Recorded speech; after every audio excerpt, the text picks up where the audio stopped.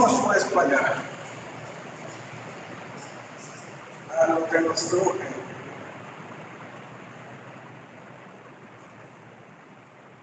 Hoy vamos a terminar con este tema. Es largo y complicado.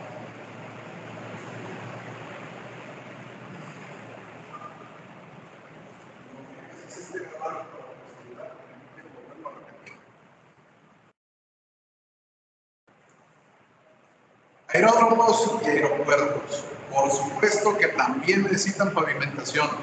Por supuesto que dependerá de cada caso el tipo de pavimentación que vamos a necesitar. ¿Qué diferencia hay entre un tipo y otro? La cantidad de carga a la que lo vamos a someter. Vamos pues. Todos los aeropuertos están sujetos a legislaciones nacionales, pero todas las legislaciones nacionales dependen de la Organización de Aeronáutica Civil, la IATA, la OACI. ¿Por qué? Porque tiene que garantizarse la operación de las aeronaves en todos los países. Esto es una convención de la Organización de las Naciones Unidas. Y si lo firmas, está aceptado por todos. Muy pocos países en el mundo no han firmado el acuerdo de aviación de aeronáutica civil. Y esos países son demasiado pequeños como para tener un aeropuerto. El Vaticano no lo ha firmado, Andorra no lo ha firmado, Mónaco no lo ha firmado, porque no tienen espacio para tener un aeropuerto. San Marino tampoco lo ha firmado. No lo necesitan, porque no tienen espacio para un aeropuerto. Pero los que sí, aunque no estén afiliados a otro lado, están afiliados al acuerdo de aeronáutica civil. Este es un acuerdo de carácter obligatorio y superconstitucional. Excede a una constitución. Es de aplicación total, completa y absoluta dentro de su ámbito de estudio y no puede estar en contra de los reglamentos internos. Por tanto, los reglamentos internos se adaptan al acuerdo de aeronáutica civil. Debido a que tiene que ser tan completo, hay muchos anexos al acuerdo. El acuerdo en sí son 6 páginas. Los anexos son 18. Y de esos 18 anexos estamos teniendo aproximadamente 25,000 páginas. Pero tiene que detallar todos y cada uno de los efectos que desarrolla un aeropuerto, un aeródromo y un helipuerto de pe a pa, incluyendo pavimentos, estructuras y resistencias. Tiene que ver todo.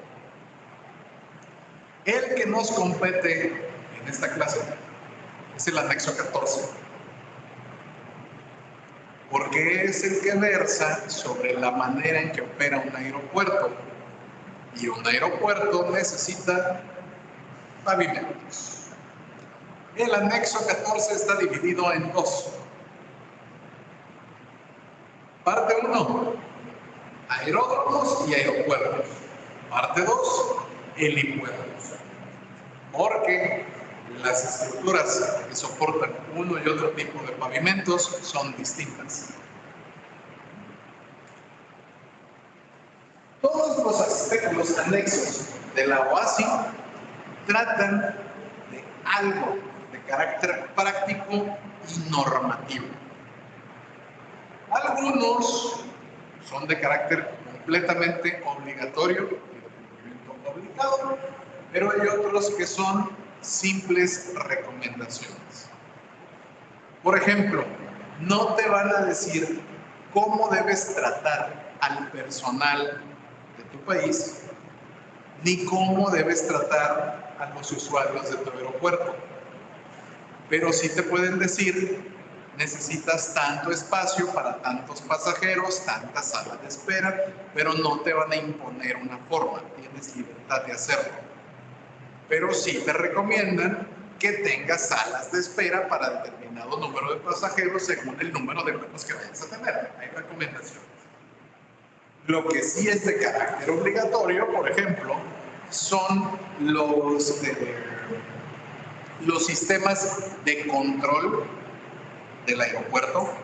Por ejemplo, las luces PAPI, que son las luces de acercamiento. Y son también de cumplimiento obligado los tipos de pavimento que se pueden poner. De hecho, solo hay dos. O es asfáltico o es de concreto hidráulico. Y nunca vas a tener un aeropuerto que tenga empedrado o adoquinado. Aunque hay aeródromos donde te van a decir que puedes utilizar cierto tipo de material local, porque vas a emplear pistas muy pequeñas. Un aeródromo que está junto a la costa, en una isla chiquita donde solo va a llegar un avión de 6 o 7 pasajeros, puedes desarrollarlo en 500, 1000 metros, quizá 1000 metros ya se me hace mucho, 500 metros podría funcionar, más el acercamiento y despegue. Y lo puedes hacer de piedra caliza, porque es lo que se encuentra en tu isla. Pero obviamente no vas a hacer un aeropuerto como el de la ciudad de Guadalajara con piedra caliza. Entonces, todo lo que nosotros buscamos para el diseño y operación del aeródromo o del aeropuerto está en el anexo 14. ¿Cuál es la diferencia entre un aeródromo y un aeropuerto? La torre de control. Si no tiene torre de control, es aeródromo. Si tiene torre de control, es aeropuerto. ¿Cuál es la diferencia entre un aeropuerto nacional y uno internacional? Si tiene aduana o no tiene aduana. Manzanillo tiene aeropuerto internacional. Colima tiene aeropuerto nacional. Los vuelos que van a Colima solo pueden venir de un aeropuerto nacional. En cambio, a Manzanillo y a Puerto Vallarta, que son unos aeropuertos chiquititos, reciben vuelos internacionales. Tienen aduana, son internacionales. Yo la última vez que fui al aeropuerto de Puerto Vallarta, pues esto es una central camionera, pero que recibe aviones. Sí, pero recibe vuelos procedentes de Los Ángeles. Es internacional. Necesita tener aduana. Y ya. Mexicali tiene un aeropuerto internacional. No porque reciba vuelos de muchos lados, sino porque funciona como aeropuerto alterno al aeropuerto de Caléxico, que no es aeropuerto, es aeródromo. Entonces puede ser que una avioneta con destino a Caléxico aterrice en Mexicali, por tanto necesita una aduana. Y luego tienes casos como el aeropuerto de Tijuana, que ya es binacional. Tijuana es el aeropuerto alterno a San Diego, porque San Diego no puede crecer más porque quedó rodeado por la ciudad y está en costa. Entonces, los vuelos nacionales de Estados Unidos se mandan a Tijuana y cruzas por el Border Express, que es un puente que cruza el terreno del aeropuerto, cruza la frontera y da a una aduana. Y si es interno, vuelo interno, los pasajeros de los Estados Unidos ni siquiera tienen que tocar suelo mexicano. En la práctica, pasan directo por el Border Express. Y si tú eres mexicano y quieres cruzar a San Diego, compras el vuelo a Tijuana, pagas el Border Express y cruzas a San Diego, sin necesidad de hacer colas en la garita de San Isidro, porque cruzas directo. Entonces, estas cosas no están consideradas en el anexo 14 como obligatorias, pero están consideradas. Básicamente, aeródromo es una vía de comunicación, por tanto, requiere un pavimento resistente en dos lugares: la pista de aterrizaje y las calles de rodaje. Los métodos de diseño son similares a los que ya vimos en una vía terrestre, a los dos que ya vimos. Requerimos nuestros nandogramas, requerimos nuestros cálculos, calculamos las deformaciones, vemos la carga del medio, calculamos nuestros ejes equivalentes, solo que aquí no lo vamos a hacer con aviones unitarios, porque los aviones varían mucho de tamaño. Un mismo modelo tiene grandes variaciones. Un 747 ya ha pasado por 16 revisiones. Sigue siendo el mismo modelo y las piezas no son intercambiables. ¿Cuál pesa más? Un 747 LR de long range. Y pesa más el 747 serie 8 que la serie 7, que la serie 6, que la serie 5. Pero el puro número de este modelo del aparato no te puede indicar necesariamente si es más o menos peso, porque va a variar mucho. Si tú tomas el básico de un 707, que va a ser el más chiquito, tú puedes esperar que un 727 vaya a ser más pesado. Pero el 727 ya no se fabrica. El que se fabrica es el 737. Y es el más pequeño de toda la serie 7X7. Y luego tienes el 747, que puede llegar a ser más grande que un 787. Pero puede ser más corto que un 767. Y el 767 se supone que será más grande que el 757. Depende. Y por supuesto, no es lo mismo tener aviones de Boeing, que de Airbus, que de Tupolev, que de Embraer, que de Fokker, que bueno, que ya no se usa, McDonnell, ni Douglas. Los McDonnell Douglas ya no existen.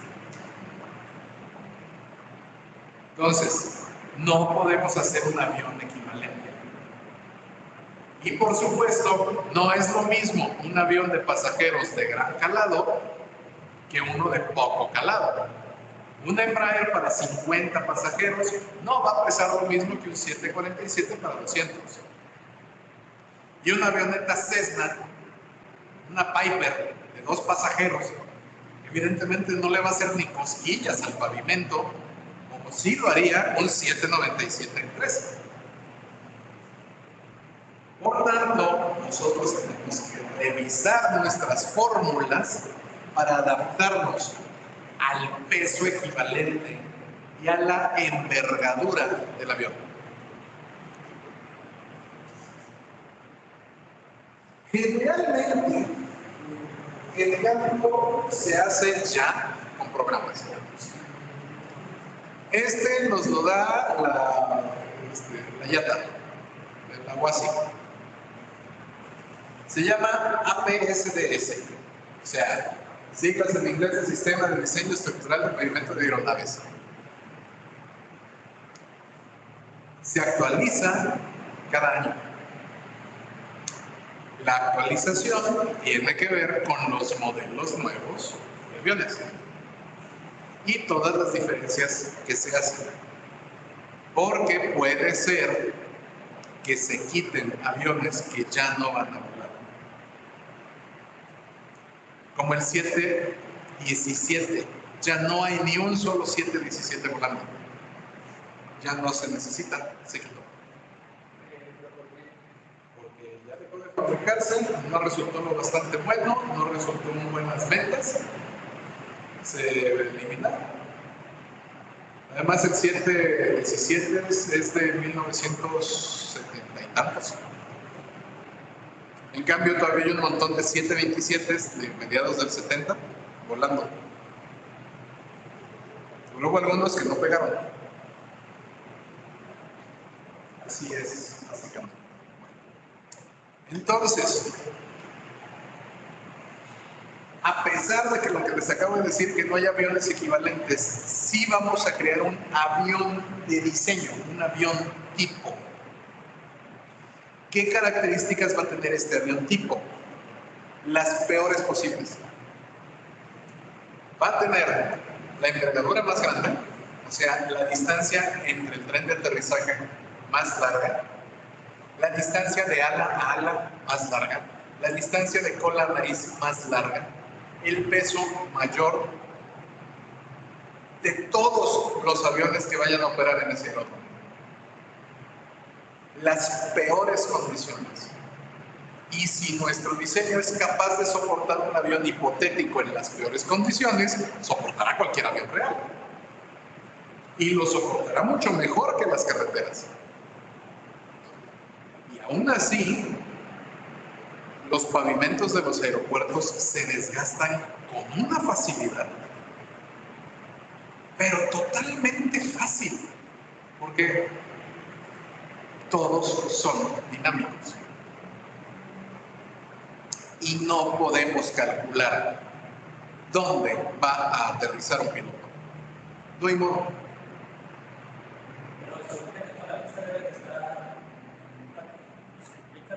¿Has intentado dar vuelta en tu coche alrededor de una glorieta 2 veces seguidas?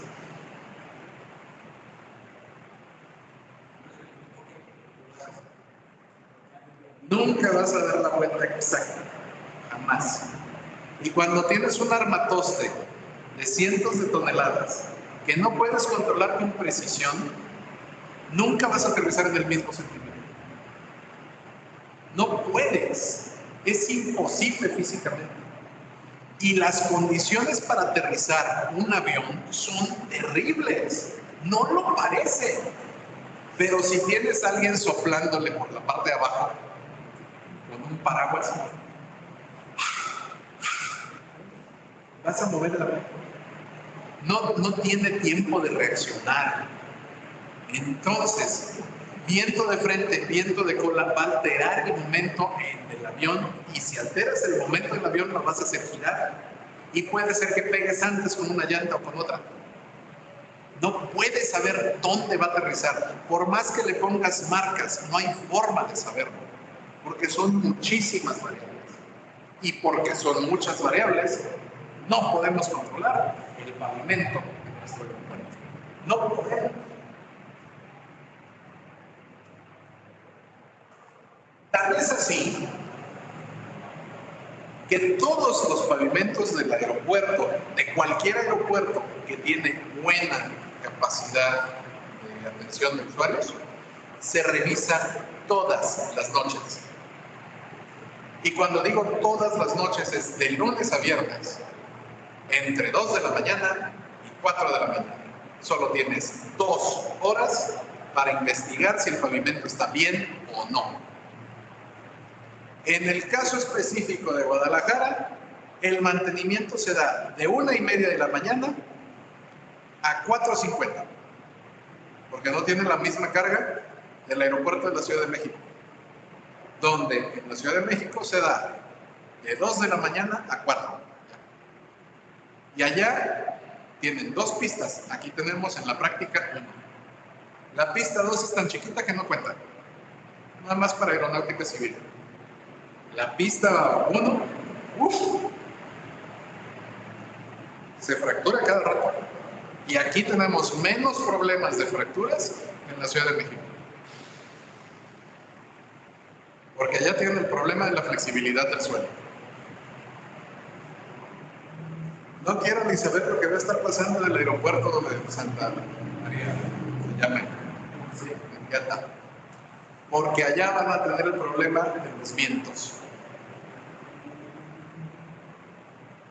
La forma en la que nuestro país trabaja preciso dijo que ahí fue porque lo quiso ahí, no porque en realidad debiera ponerse ahí.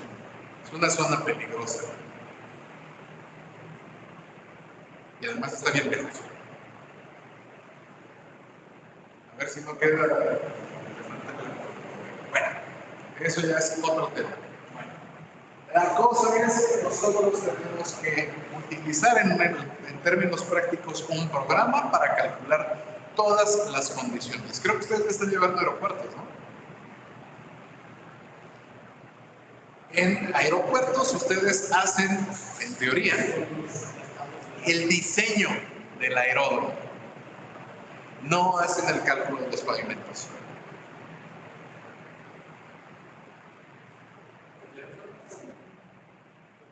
¿Sí?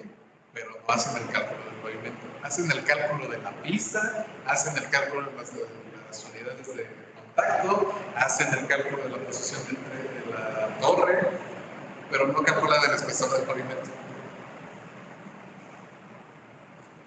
Por eso tengo que destinar toda una clase para eso. Como vamos a hacer tantos aeropuertos.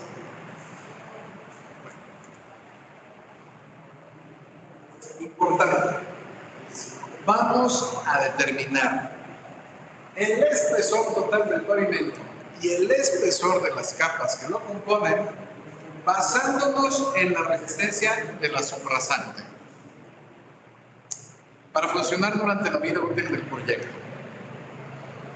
¿Cuánto dura el proyecto de un aeropuerto? 20 años. Más el tiempo de construcción.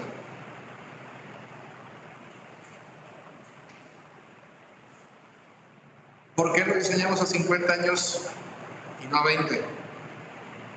Porque no hay oportunidad, mucha oportunidad, de mover un aeropuerto una vez que se construyó.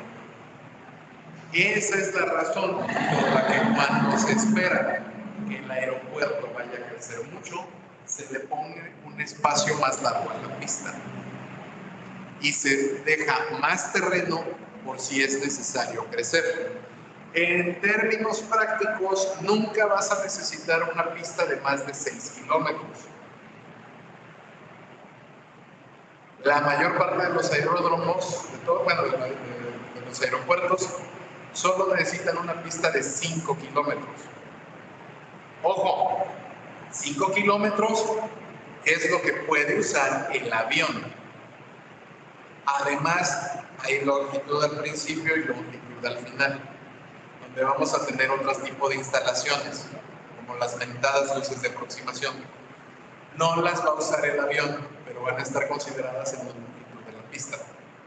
Por tanto, puedes tener 7 kilómetros de eje a eje, pero nada más 5 kilómetros va a poder utilizar el avión.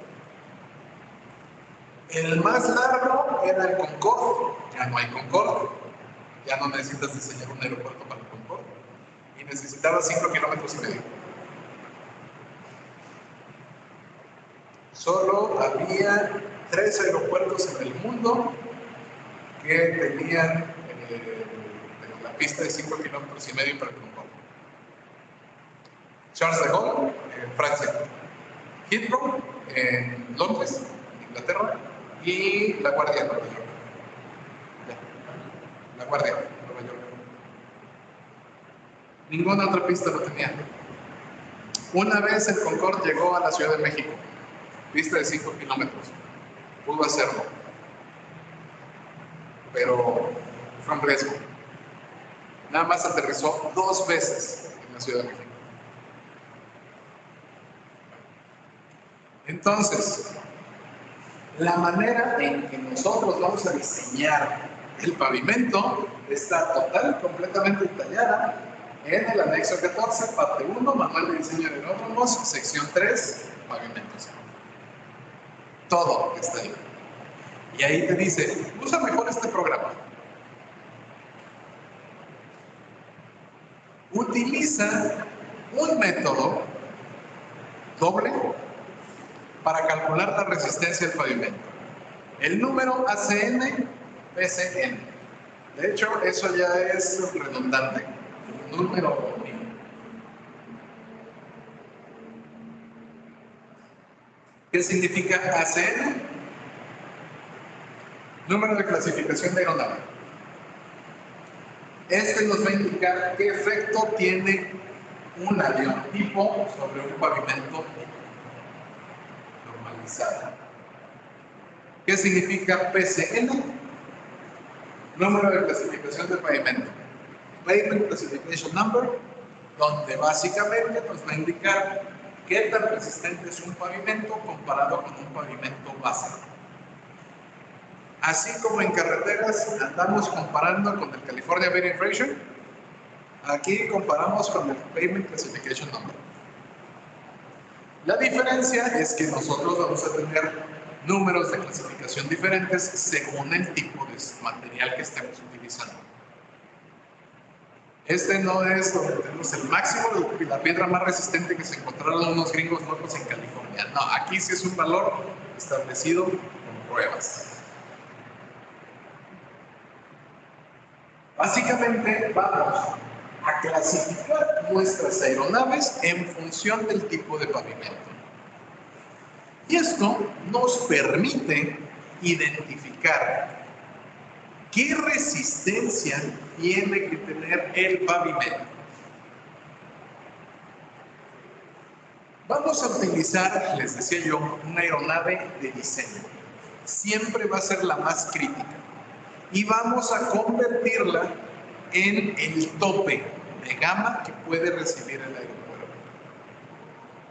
Si yo diseño un aeropuerto para que utilice máximo un avión 757-2 y luego tengo que trabajar con un 757-3 de la nueva generación, ya no lo soportaría. Tengo que volver a recalcular para saber si mi nueva aeronave tipo es soportada por mi pavimento tipo. Y si no lo soporta, ¿qué tengo que hacer?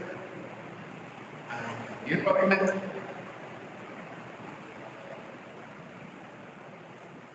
Este va a ser el tope de gama y empieza desde cero.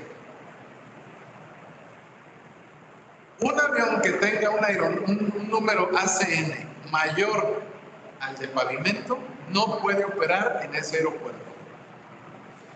Si yo quiero meter aquí a Guadalajara un 7A7 de largo rango que pueda hacer un vuelo directo entre Guadalajara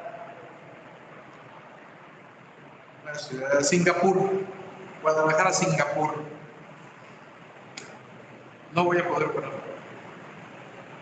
porque el PCN del aeropuerto de Guadalajara es menor. No alcanzo a tener aviones de ese peso porque un 7A7 es un avión de 2 pisos que va a soportar una cantidad enorme de combustible, va a ser muy pesado, tiene que tener combustible suficiente para volar 24 horas.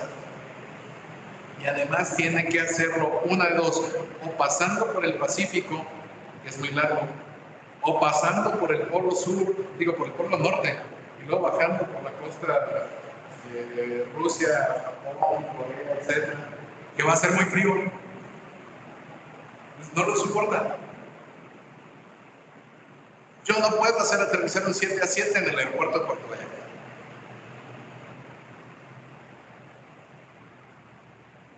No puedo hacerlo aterrizar aquí en Guadalajara, menos en Puerto Vallarta. Menos en el de Colima, la pista de Colima es creo que de 3 kilómetros. Entonces, está básicamente prohibida la operación para aeronaves mayores a las de diseño, pero luego puedo mejorar el diseño para aceptar una nave de mayor tamaño. Ejemplo, el aeropuerto de Mexicali estaba diseñado para aeronaves 707. Cuando empezaron a mandarse naves 747, la única solución fue hacer crecer la pista. y no podíamos hacer crecer la pista hacia el norte, hacia el que es la dirección, es la 26, es noroeste. No podíamos porque está la frontera. Entonces la tuvimos que crecer al sur-sureste. En la posición, si mal no recuerdo, 13, 12. Entonces, a lo largo. Y el aeropuerto internacional de Mexicali tiene un problema. Forzosamente en los despegues pasas por Estados Unidos. Así que se tuvo que firmar un acuerdo de aeronáutica civil entre México y Estados Unidos para permitir que los aviones entren a territorio estadounidense y luego quieran. Ya sea para aterrizar o para despegar. ¿Por qué lo hicieron ahí? Porque ahí encontraron el terreno adecuado. Porque hubiera sido más fácil recorrerlo y ponerlo más al sur para que no tuvieran que dar la vuelta tan cerrada, pero no se pudo, porque al sur de Mexicali ya estaba todo construido. Se tuvo que poner a un lado y quedó justo en la frontera. Chequenlo luego, no te más. Bueno, de hecho, si lo hacen en Google Earth, pueden utilizar el simulador de aviones y despegar. ¿Sí? Google Earth. Lo único. Bueno, entonces, otra de las cosas que podemos hacer es tener varias pistas de aterrizaje. Y cada pista de aterrizaje va a poder tener su propio PCN. La pista de aterrizaje de la Ciudad de México tiene dos pistas, la 5R y la 5L. Tienen PCN diferente. Si mal no recuerdo, es la 5L left, la que es más larga, por 500 metros. Y la 5R es más corta. Una mide 5 kilómetros y la otra mide 450. Bueno, 4,500.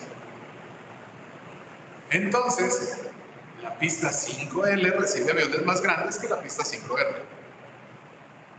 Y se trata de alternarlas para darle tiempo al pavimento de recuperarse. En la mayor parte de las ocasiones se puede. Y además tienes que darle tiempo a las aeronaves de cruzar las pistas. Porque la terminal 1 está en un lado, la terminal 2 está en otro, y tienes que cruzar la pista 5L y 5R para poder llegar a las terminales. Es perfectamente posible tener números diferentes. Obvio es Guadalajara, que también tiene dos pistas, una de las cuales es muy chiquita, tiene un PCN muy chiquito en la pista 2. La pista 1 tiene un número mayor y el número de PCN de la pista más larga ha ido cambiando.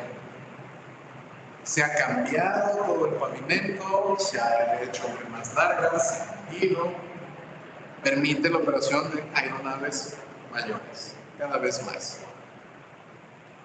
El ACN considera la resistencia de la subrasante máxima permisible en función de la presión de los neumáticos del avión.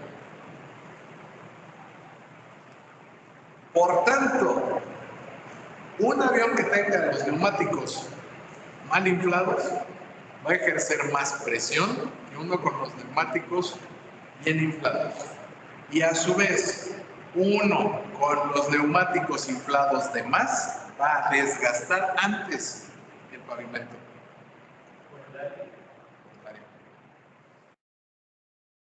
La resistencia de la subrasante la podemos emplear aproximándonos al CBR, porque todo mundo en pavimentos usamos el CBR.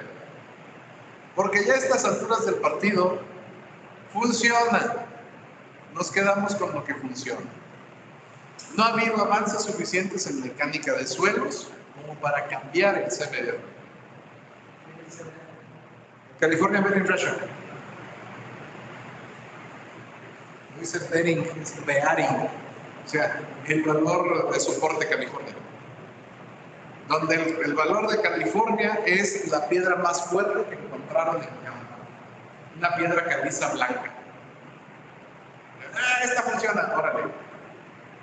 Oye, ¿por qué no empleo otra cosa? ¿Por qué no empleo unos valores normalizados? ¿Por qué no empleo una resistencia? No, ahí tengo la piedra. Ah, bueno. Si nosotros tenemos una resistencia alta, con un CBR superior a 15, vamos a utilizar el código A, que es el de alta resistencia. El código B es todo aquel que está cercano a un CBR de 10, entre 8 y 10. En la resistencia baja, el código C, entre 4 y 8, aproximadamente un CBR de 6. El código D, la pedacera.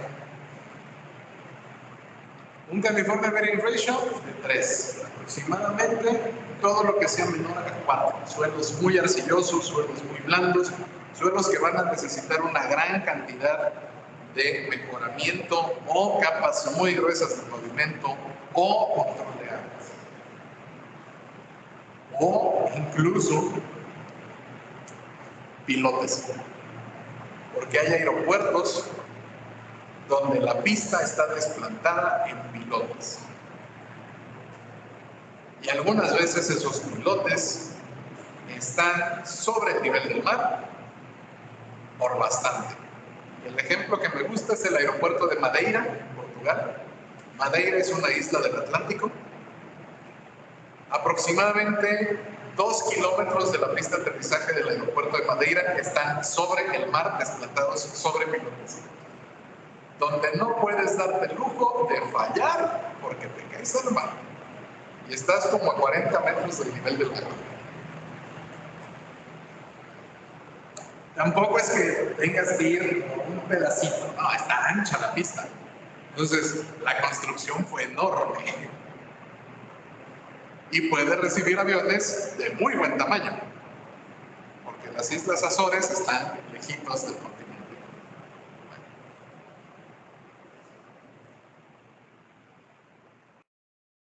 Básicamente, nosotros vamos a tener todos, absolutamente todos los procedimientos para las dimensiones físicas del aeródromo en el anexo 14.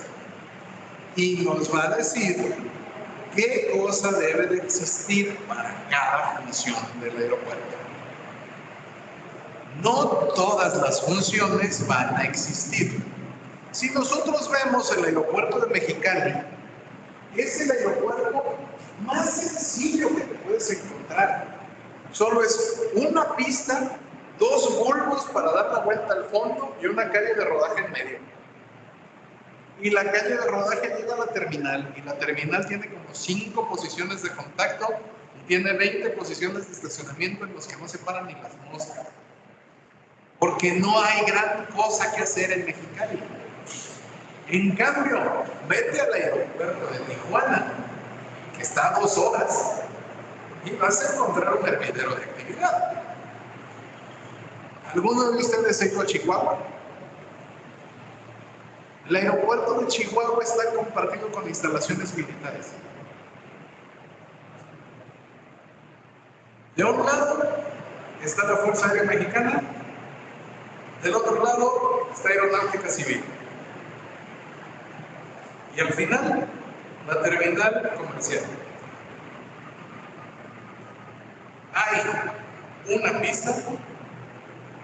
Hay una pista cerrada, porque cuando se construyó el aeropuerto comercial, la pista militar se cerró.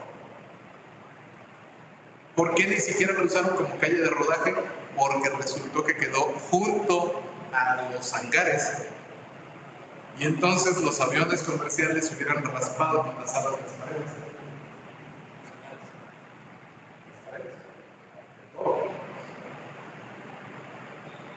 Entonces se construyó una calle de rodaje. Y se construyó una calle de rodaje de salida rápida.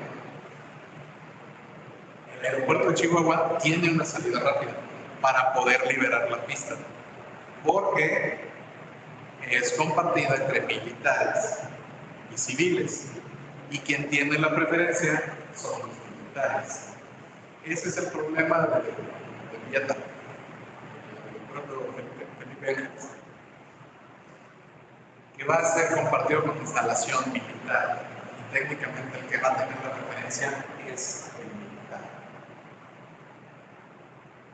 Y en un aeropuerto que se supone que va a ser internacional, no deberías permitir eso.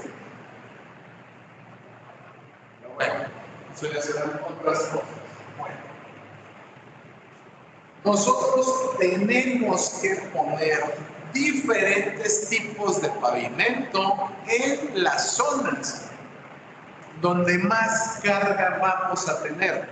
Y en esta imagen se pueden apreciar 3 tonos, 4 de pavimento.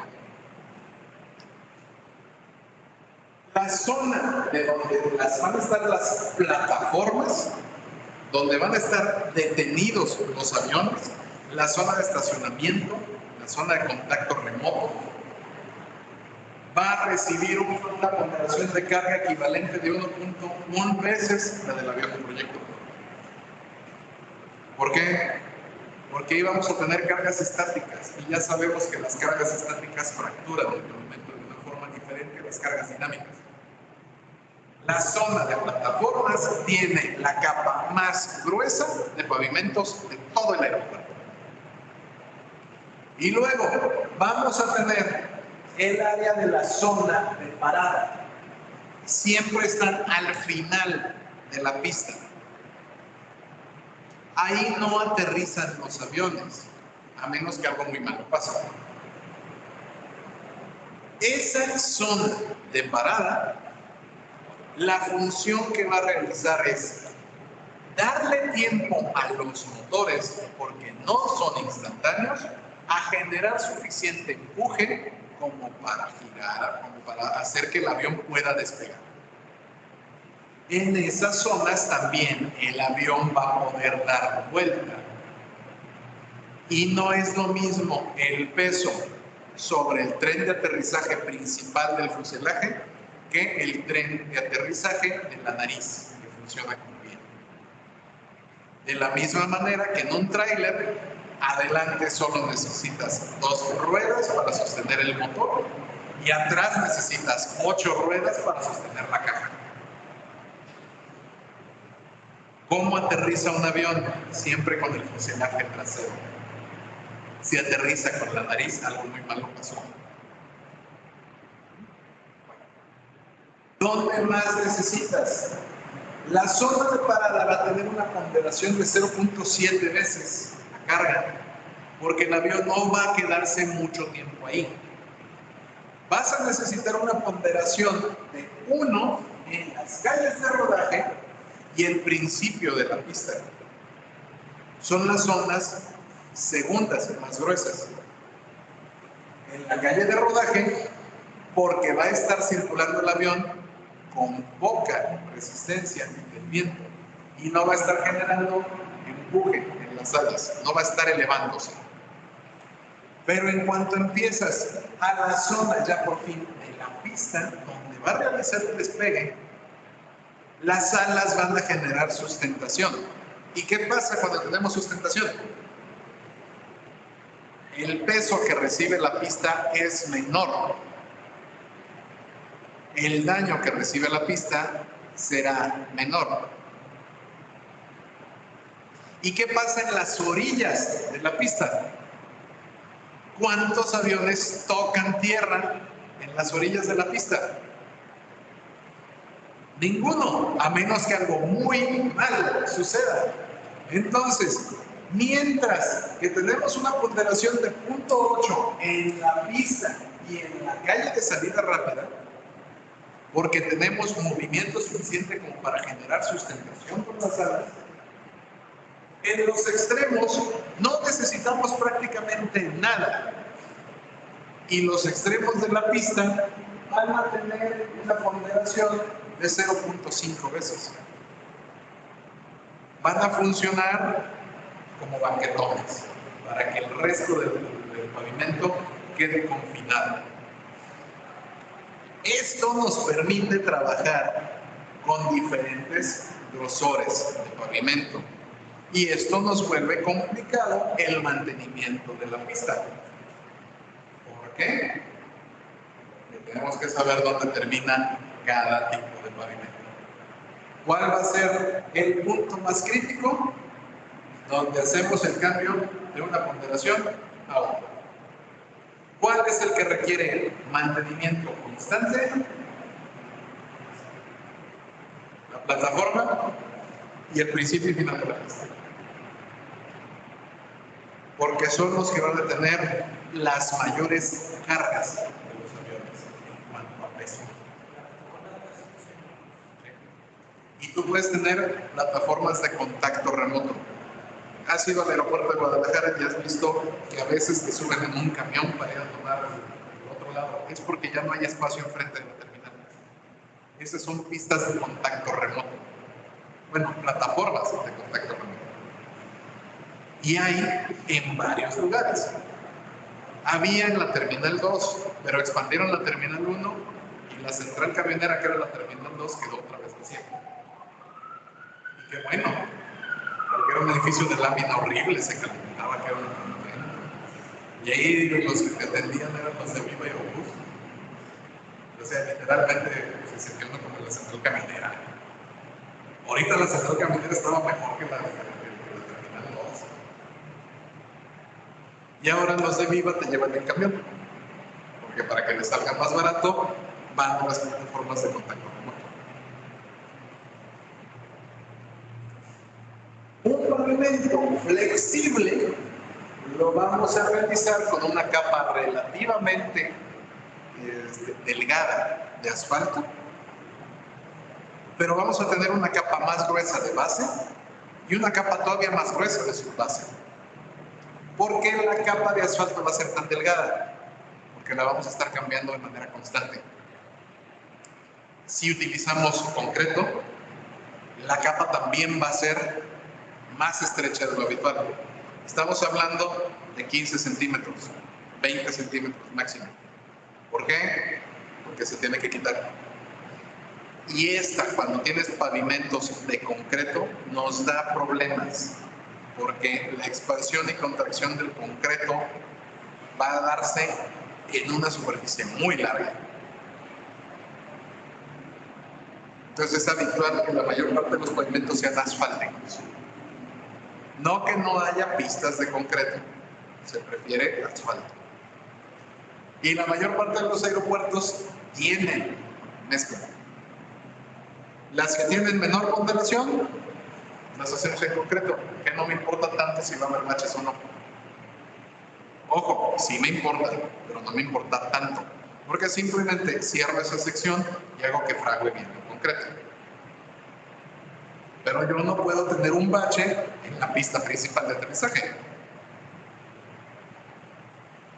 Y por eso le tengo que dar mantenimiento constante. Y la manera de checar la pista es bien chida. Por eso quería yo trabajar ahí en el SCP, en la sección encargada del mantenimiento de los aeropuertos. Lo pruebas, te trepas a una camioneta y tienes un güey encima de la camioneta, parado, amarrado con un cinturón de seguridad, pero parado. Y tienes a dos personas en la cabina de la camioneta y tienes exactamente, te pones en la zona de parada y como en las caricaturas, le aceleras. 1, 2, 3, ¡vámonos! Y siente la persona parada en la caja cómo vibra el camino. Si vibras mucho, vas a sentir la vibración muchísimo más en el avión. Y entonces es momento de decir, esto necesita una reencarpetada. Pero si nomás sientes el viento en la cara, se siente tan chido. Nada más una vez lo he hecho. Y órale, vámonos. Las camionetas las levantan a 200 kilómetros por hora. 5 kilómetros. De hecho 6, porque es desde la zona de parada hasta la siguiente zona de parada.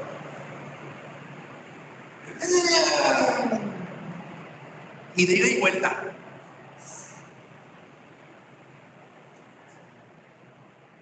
Sí, bonito. De noche, pues se siente todavía más feo. Y por eso tienes a alguien parado arriba No va a ver la pista, no la va a sentir. Y tienes a alguien en la camioneta que sí va viendo la pista, que por eso va iluminada.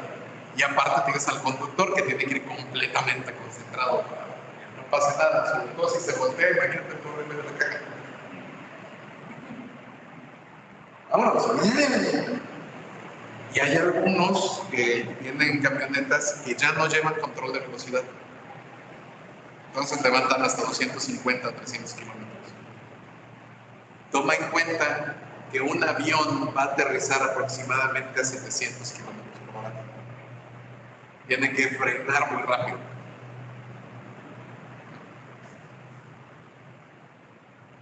Entonces, pues nosotros vamos a tener pavimentos que van a ser relativamente gruesos. Un pavimento de 85 centímetros de grosor es estándar aquí. El pavimento que tiene el aeropuerto de Guadalajara creo que mide 1.10, algo así. La última vez que supe, tenía 10 centímetros de asfalto, tenía 60, no, tenía 40 de la base, 40 de la base, 60 de la subbase y 15 centímetros de asfalto. Entonces era 1.15. Y eso porque el suelo estaba muy bueno. Aunque hay una zona que más o menos es donde está una calle de rodaje rápida, que tiene una forma un tanto cuanto medio rara, diagonal, que parece que se sale más de lo debido. Sí se sale más porque por ahí pasa una rueda. Es la única zona mala y no está dentro de la pista, está dentro de la calle de rodaje. Bueno, trabajamos con el avión crítico, el avión de diseño. Vamos a calcular las dimensiones de la infraestructura del aeródromo, no nada más del pavimento. Necesitamos saber la distancia de las alas para saber cuánto espacio tenemos que dejar entre cualquier estructura. Y entre esas estructuras están las mismas de seguridad en el aeropuerto, como las clásicas banderas, esas blancas y naranjas que te dicen para dónde va el aire. Van a estar ubicadas fuera de y no pueden estar a la misma altura del ala del avión, porque se las va a llevar, y no pueden estar cerca de donde va a aterrizar el avión porque se los va a llevar. Imagínate si una de esas banderas te chupa el motor, quedamos sin motor. Lo cual me recuerda, no tiene nada que ver con pavimentos, pero es interesante. Aquí en Guadalajara hay un tipo que tiene halcones peregrinos en la pista para evitar que las palomas vivan en el aeropuerto. Nada más creo que hay 5 halcones peregrinos y todos son del ejército en la pista de Guadalajara, y hay otros 5 o 10, ya no me acuerdo, no, son más aquí en la base aérea. Pero en Guadalajara hay perros entrenados para perseguirlos a las palomas.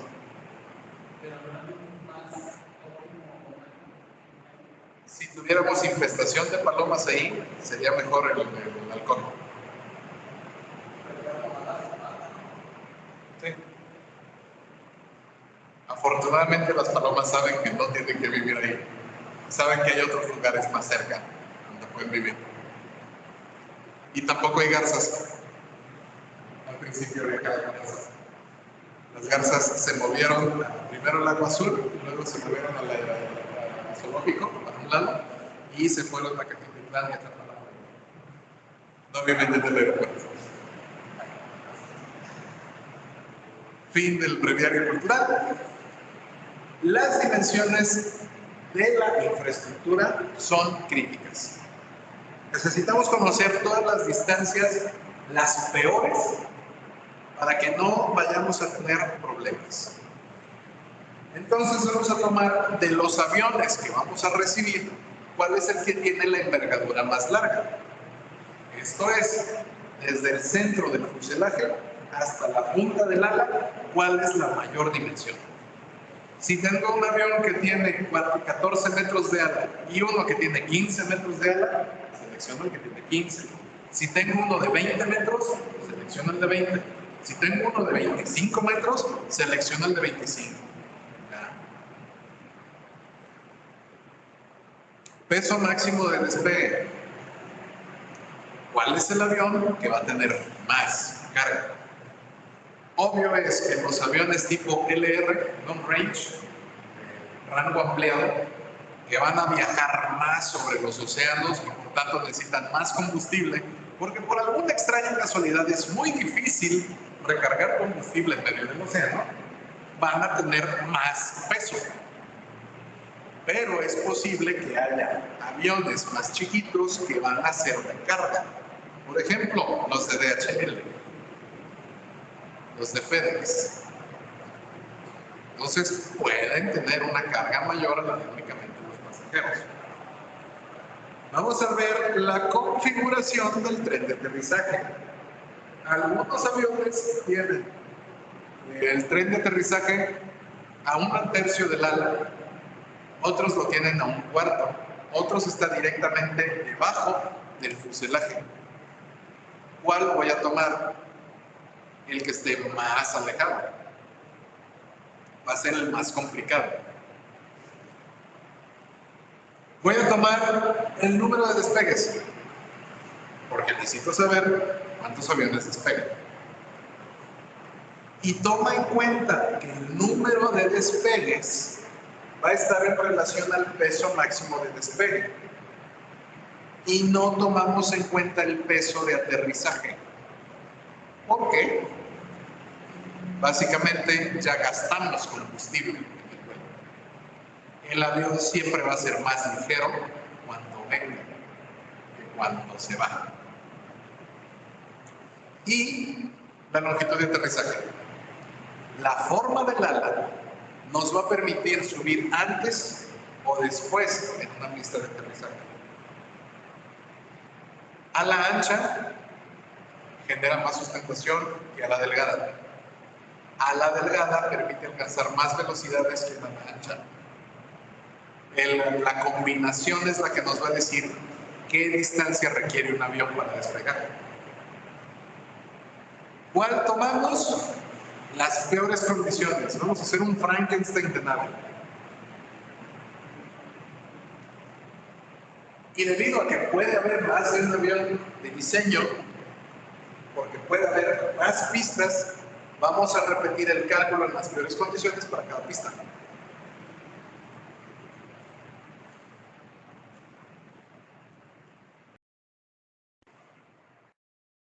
Y aquí está un ejemplo rápido, fácil y sencillo. Tengo una 747, un Boeing 747, modelo 8F y modelo 400F. La F significa freight, o sea, son de carga. El 400 es anterior al 8. El 8 es el más nuevo. ¿Hay diferencia en el tamaño? Sí. Obsérvenlo, no es que esté mal dibujado. Es que el 747-8F es más largo que el 747-400F. Y cuando digo que es más largo, es por 10 metros. El fuselaje, o sea, es más largo. La envergadura también va a ser más larga. Y la altura es más alta en el modelo viejo que en el nuevo.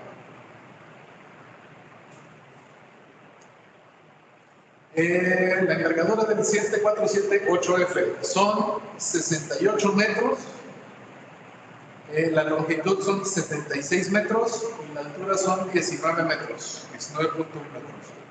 Y en el 747-400 la envergadura es de 64.9 metros, la longitud es de 70 metros, 70.7 y la altura de 19.5.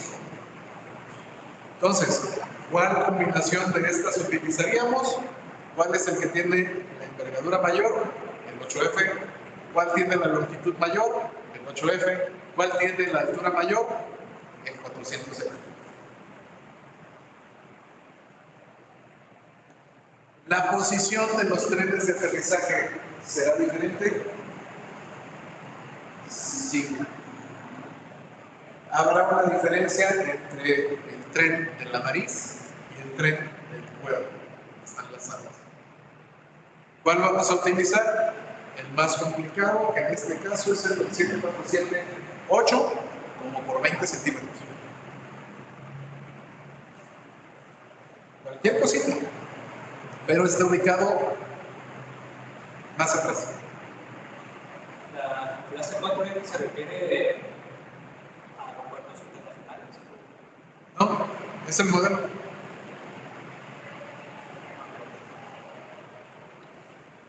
Les decía yo que hay como 16 modelos del 747. Vas a encontrar de pasajeros, de largo alcance y de carga. Hay aviones que mixtos, por así decirlo, que es tanto para pasajeros como de carga. Y hay algunos que son de carga y alto rango, de rango extendido. Entonces hay múltiples combinaciones, por eso son tantos modelos.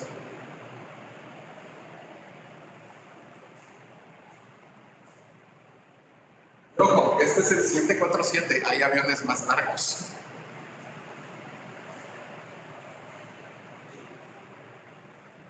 ¿Cuál va a ser la elección del avión de diseño? No necesariamente vamos a escoger la aeronave más pesada, aunque si escogemos la más pesada, pues vamos a estar protegidos. Pero como tenemos que darnos cuenta también del desgaste que va a tener la pista. Si escogemos una pista con una capa de pavimentación muy gruesa que tenemos que estar gastando constantemente, retirando y volviendo a poner, pues es probable que nos vaya a salir más caro. Entonces hay que tener eso en consideración. Tenemos que saber cuántas salidas anuales por tipo de aeronave vamos a tener.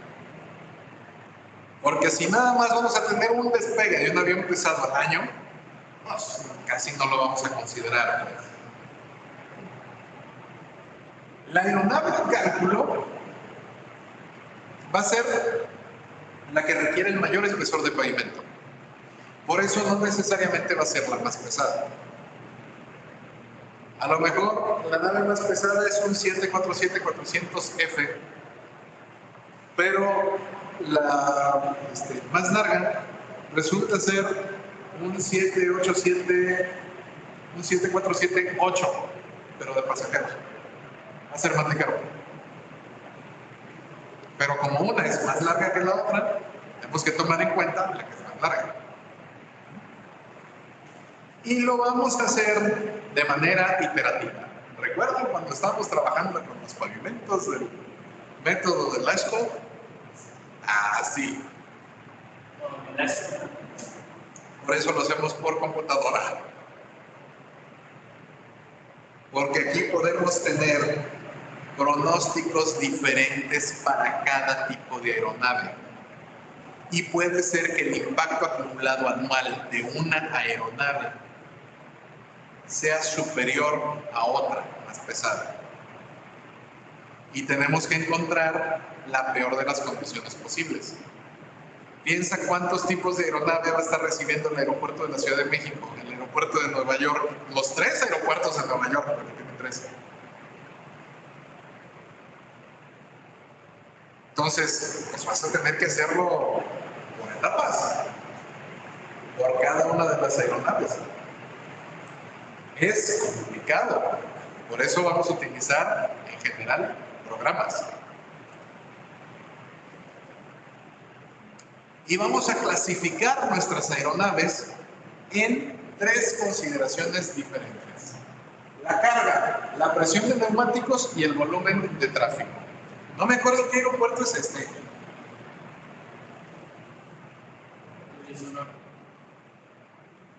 No me acuerdo. pero lo único que recuerdo es que está despegando un 747.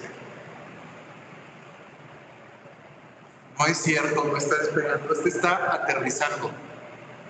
Este está aterrizando. Acaba de hacer contacto en la posición donde están los cuadros blancos, sólidos. Es ahí a donde tiene que apuntar el piloto.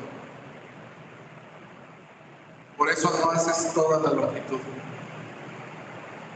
Pero no recuerdo qué aeropuerto es. Lo único que se ve es que hay una calle de rodaje paralela, donde están al lado de las terminales, y hay una pista que está entrando. Casi te puedo así suponer que va a ser como la de Guadalajara, pero no es Guadalajara. Pero bueno. Las cargas las vamos a basar en el peso bruto del avión y las vamos a diseñar para el peso máximo de despegue de la aeronave. Porque la aeronave puede ser capaz de resistir más de aquello con lo que puede despegar. Si nos excedemos del peso, por ahí hay un video en YouTube del aeropuerto de Río de Janeiro tomado desde un avión donde por alguna extraña razón se les cuatrapeó a los pilotos y despegaron con peso extra. El problema con el aeropuerto de Sao Paulo es que prácticamente enfrente vas a tener edificios altos. El avión no despegaba, el desgraciado avión no despegaba, y tuvo que ser, casi en cuanto terminó el final de la pista, se tuvo que inclinar para esquivar los rascacielos, y no agarraba peso, no agarraba vuelo.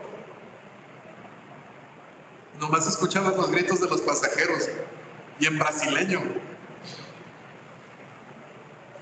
Porque el brasileño no es igual que el portugués. Se parece, pero es como decir que el español de México y el español de España son iguales. Bueno. La otra cosa, la presión de los neumáticos. Esto va a servir para el desgaste de la pista. Generalmente tenemos 75 a 200 libras por pulgada cuadrada. Mayor la presión, mayor desgaste va a tener el pavimento. Menor la presión, mayor peso va a estar recibiendo el pavimento. Entonces hay que tener cuidado con eso. Y nota también, les dije que el pavimento está diseñado para resistir la mayor parte de las cargas a partir de la zona que aquí está marcada con los cuadros blancos.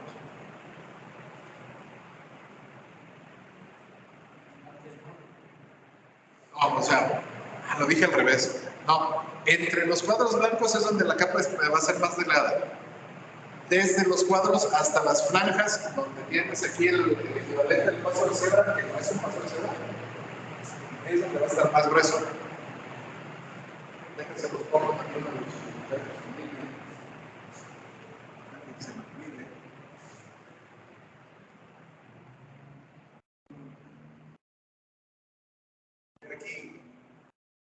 Aquí.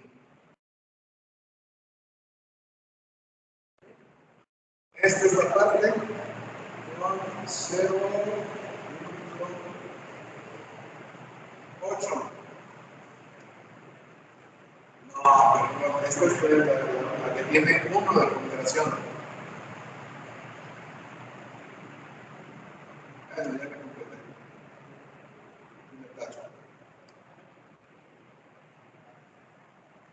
Esta es ponderación de 1. Esta sección, toda esta sección, si es la que tiene 0.8. Y esta es la ponderación de 1.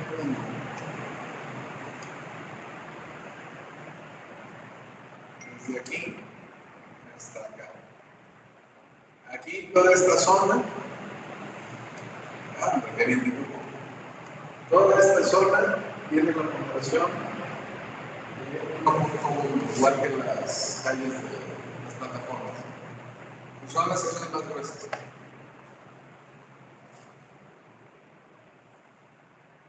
bueno, aquí adelante, donde ya parece que no hay nada, literalmente no hay nada, donde no hay pavimento, pues no necesitamos combinación. Es muy terreno. Pero aquí nosotros vamos a tener otras cosas, vamos a tener luces de aproximación, vamos a tener los vectores. Aquí esta cosa que está marcada son las luces papi, te van a decir por dónde te tienes que aproximar. Y luego acá arriba, donde ya le taché, estas son las luces de aproximación, literalmente. Vas a tener dos luces rojas y dos luces blancas si vienes acercándote en el ángulo adecuado. Si tienes tres luces rojas y una blanca, vienes muy abajo. Si tienes tres luces blancas y una roja, vienes muy arriba. Tienes que tener 2 y 2 para llegar bien. Y por eso no debes de tener nada construido adelante y atrás del aeropuerto. Necesitas un vector muy amplio. Hace unos años, también como breviario cultural, hicieron hacer un festival del globo aquí. Estoy hablando de más o menos del año 2013, 2014.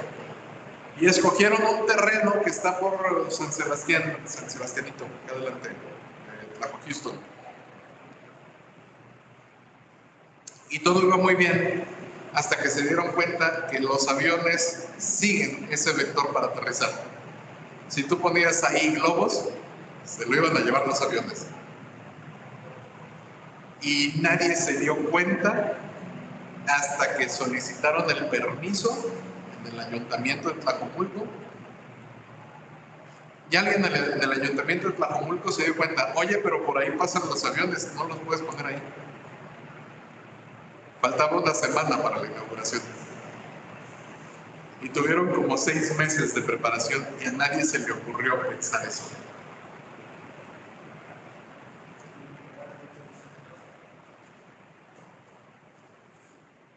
Entonces,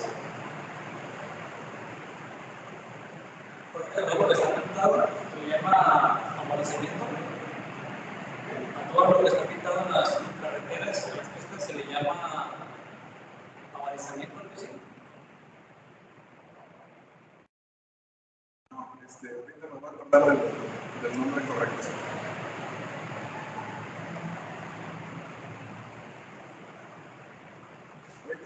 Ahorita vamos a recordarlo. Me fue el asunto. Bueno, vamos a hacer un ejemplo de cálculo porque ya se nos va a acabar otra vez el tiempo. Me encanta hablar. Qué bonito se ve el movimiento cuando allá.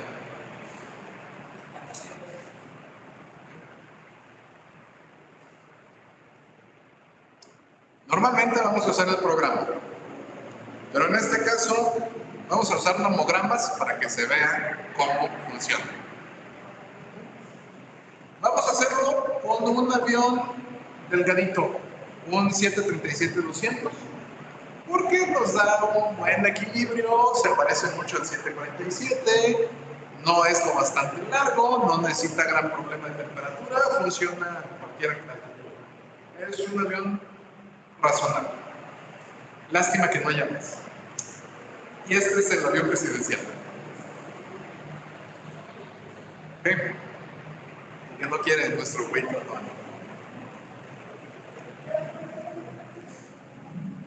Primero necesitamos determinar el número de aeronave, el ACN. Es un Boeing 737-200. Esto va a significar que operará con un pavimento flexible, porque la mayor parte de las veces vamos a usar asfalto, y tiene una subrasante de resistencia relativamente baja, un CBR del 6. Un terreno malo.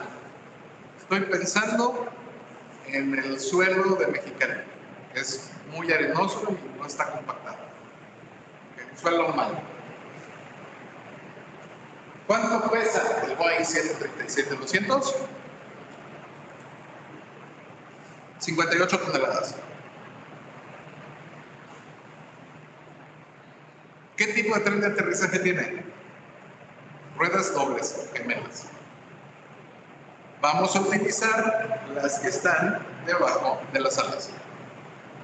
Casi nunca utilizamos la de la nariz porque prácticamente no sostiene nada. La nariz es la carga de la rueda de proa. Proa es la parte delantera, popa es la parte trasera. ¿Cuál es la carga de la rueda de proa? El 8%. ¿Cuál es el 8% de 58 toneladas? 4 toneladas y media. No, pues eso es nada.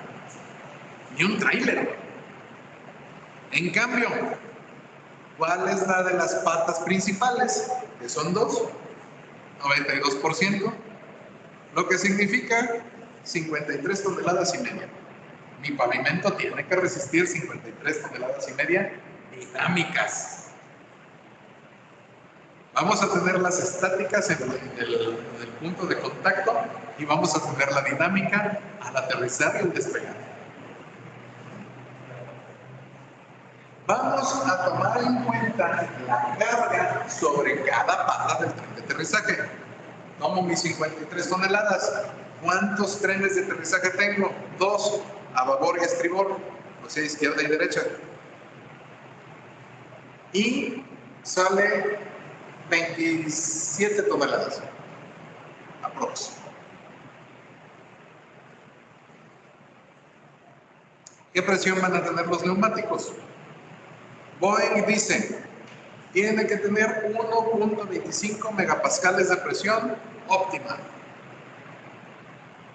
lo que significa aproximadamente 12 kilogramos por centímetro cuadrado, lo que es mucho. Por eso las ruedas tienen que ser bien aguantadoras. No hacen mucho trabajo, pero lo tienen que resistir. Las mejores ruedas eran las que estaban en el transbordador espacial, porque nada más funcionaban 2 veces. Hacían 2 funciones esenciales. Tenían que mantenerse infladas en el vacío y tenían que mantenerse infladas al hacer contacto con la Tierra. No duraban mucho, se cambiaban cada 2 misiones. Bueno. Área de contacto de cada neumático me la proporciona el fabricante. El fabricante no es Boeing. El fabricante puede ser Continental, puede ser Michelin, puede ser Firestone, puede ser Blackstone, puede ser un montón de fabricantes. Obviamente son pocos fabricantes los que se especializan en llantas para avión. Pero el fabricante me dice, a la presión que especifica el fabricante, el área de contacto va a ser de 1049 centímetros cuadrados. ¿Okay? Distancia entre áreas de contacto de ruedas dobles, 78 centímetros.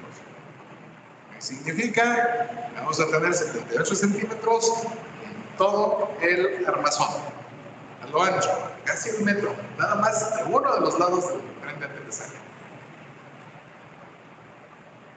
Empezamos calculando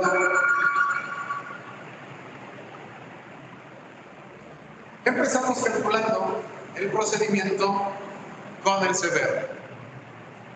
Tomamos en cuenta el espesor, buscamos el CBR en nuestro nomograma, encontramos la capacidad de carga más o menos de cada tren de aterrizaje, trazamos hacia el espesor del pavimento crítico, encontramos el pavimento crítico, encontramos el coeficiente de diseño, bajamos desde ahí y encontramos un valor que va a ser 85 centímetros. ¿Por qué? Porque así nos salió. Está entre el 75 y el 100, está más cerca del 75 que del 100. 85 centímetros. Con este espesor, el pavimento crítico, podemos calcular los coeficientes de diseño.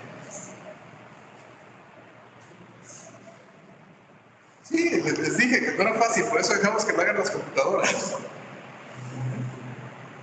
Tomamos en cuenta los espesores del pavimento, encontramos los coeficientes críticos, encontramos todos los espesores numéricos, tomamos en cuenta que vamos a trabajar con 2 veces la carga de una sola rueda, porque tenemos ruedas en gemelas, en tándem, y además tenemos 4 ruedas en el mismo eje, y llenamos una fórmula, y nuestro ACM va a ser igual a T cuadrada entre 1000 sobre 0.78, ¿qué? 0.878 sobre el CDR menos 0.01249, equivalente a 85 centímetros al cuadrado de espesor entre 1000, entre 878 entre 6, que era el CDR, menos 0.0129 y nos sale 54. ¿Por qué? Porque así nos lo dice la OASI y yo le creo.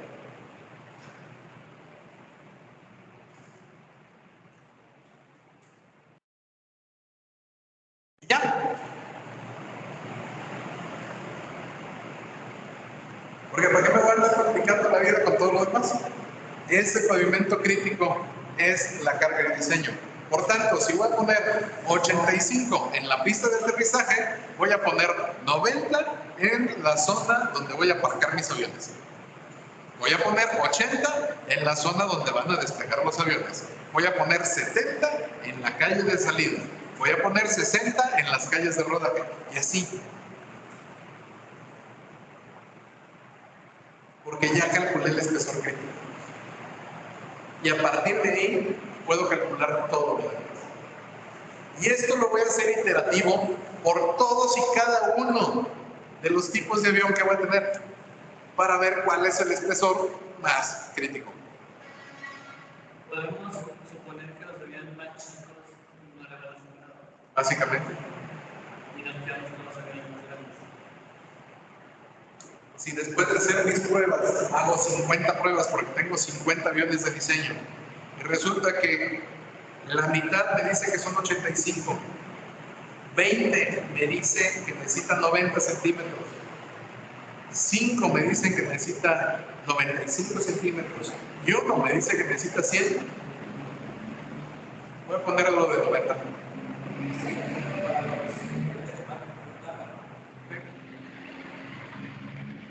No necesito que sea de 105, porque voy a tener un único avión crítico que no va a pasar tantas veces, en el ejemplo que acabo de poner. Pero a lo mejor resulta que ese es el avión más crítico, porque es el que se repite más veces. Lo voy a poner por default. Y todo depende de qué tipo de aeronaves va a recibir mi. Debido a que son muchos aviones, voy a emplear el programa que me recomendó la OASI para calcular los tipos de pavimentos que necesito para cada tipo de avión. Porque son muchos.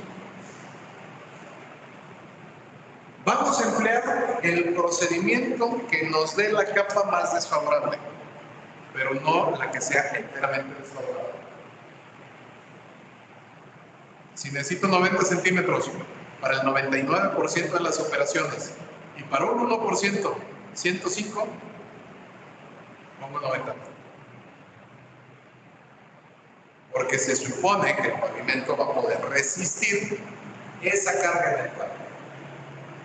Y si no lo resiste, se le da mantenimiento y es un arreglado. Los pavimentos rígidos o flexibles van a estar requiriendo mantenimiento constante. Por eso no importa si tengo una carga muy desfavorable, de todos modos no voy a estar dando mantenimiento.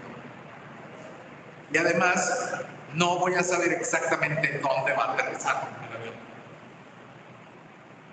Porque depende de la habilidad del piloto y depende de las condiciones climáticas. La resistencia del pavimento se ve afectada por las condiciones en que los aviones transmitan la carga en las diferentes zonas del aeropuerto. Va a ser más desfavorable lluvia que viento. Viento es más desfavorable que no viento. Quedarse más tiempo en una zona afecta más que otra. Y va a afectar todavía más si al avión se le rompe el tren de aterrizaje. Y hemos tenido casos aquí en el aeropuerto de Guadalajara en que un avión aterrizó sin una de las ruedas de aterrizaje. Y se tuvo que parar por días la operación del aeropuerto porque lastimó la superficie de la pista. La zona sujeta a mayor fatiga siempre va a ser en la parte central de la pista cuando el avión está despegando. En cuanto empieza a despegar, deja de haber contacto con la pista y eso sucede aproximadamente entre la mitad y las 2/3 partes de la longitud. Como las pistas son reversibles, esto significa pueden recibir aviones en los dos sentidos, entonces tenemos que tomar en cuenta los dos lados de la pista para mantener el mismo espesor. Hay muy pocos aeropuertos que solo pueden operar en una sola dirección. Muy pocos. La mayor parte son bidireccionales. En el aterrizaje, aproximadamente a los 1000 metros del lugar de la pista, es donde vamos a empezar a hacer contacto. Antes no va a haber tanta fuerza porque la sustentación del ala nos va a ayudar. En cuanto se deja venir el avión, se va a dejar venir con todo. Y tampoco podemos controlar exactamente dónde.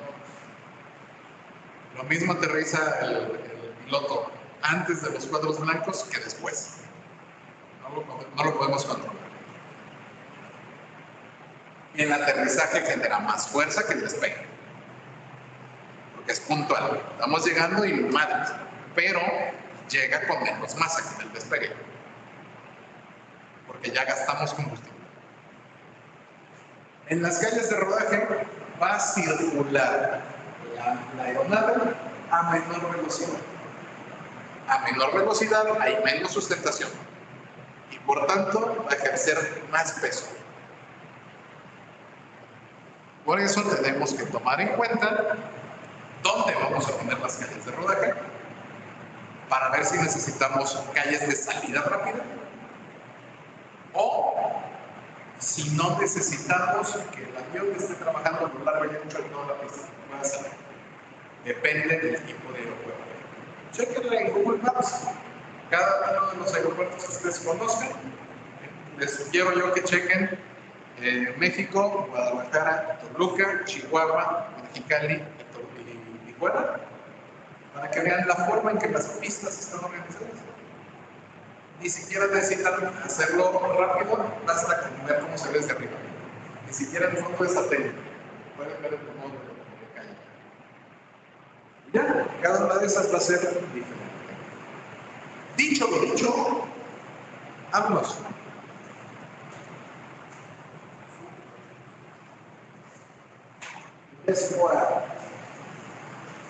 Nos vemos en las clases siguientes donde ya vamos a trabajar cosas que no son de aeropuertos. Profe, para preguntarle sobre el proyecto. Ahorita, déjame finalizo la presentación.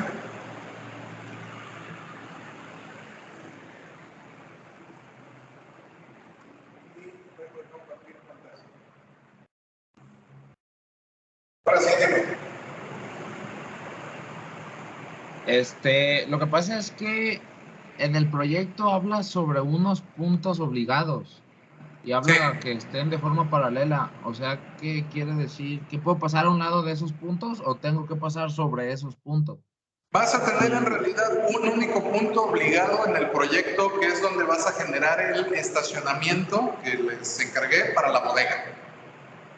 Ajá, pero ese estacionamiento, ¿cómo lo diseño? ¿Dónde va a ser? Ahí buscas el más fácil. Yo identifiqué 2 puntos fáciles ahí, así que al menos vas a poder identificar uno. Y vas a tratar de sacarlo en la dirección lo más perpendicular posible a la orilla del camino. La orilla siempre está, en este caso, en el ejemplo que les puse, la orilla es recta, es un camino recto, un kilómetro recto, y siempre está a la izquierda del camino.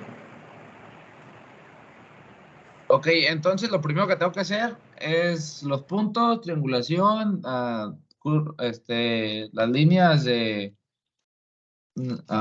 nivel, Ajá. y ya después de eso ya veo cómo aplicar, ¿verdad? Sí, aplicar lo de las diapositivas de hace como un mes, sacar las curvas. Y lo vamos a trabajar como si fuera nada más un proyecto de terracería. No necesitas cargas de pavimentos, no vamos a calcular pavimentos ni nada. Profe, muchísimas gracias. Hasta luego. ¿Vale? Buenas noches. Vale, cualquier cosa, de todos modos, ahí estamos en el Teams.